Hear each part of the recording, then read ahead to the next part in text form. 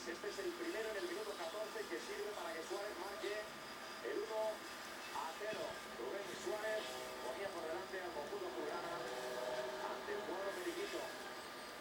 El segundo gol del partido llegaría ya en la segunda mitad y también con una nueva pena máxima.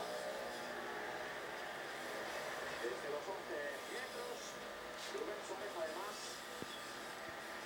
expulsaría a Amat, el central del Español. Y como decíamos, Suárez que no fallaría y anotaría el 2-0, muy cerquita ya el partido del 15 de la segunda mitad.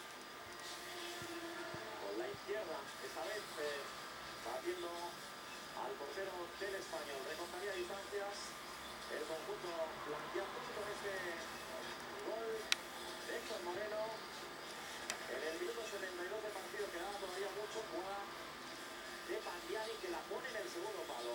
Héctor Moreno recortaba distancias, pero el Levante cerraría la victoria con el 3-1 ya en el minuto 31 de la segunda mitad.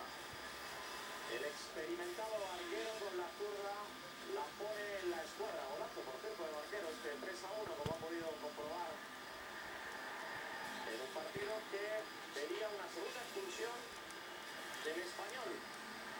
Pandiani vería la roja por este empujón y dejaría su equipo con 9.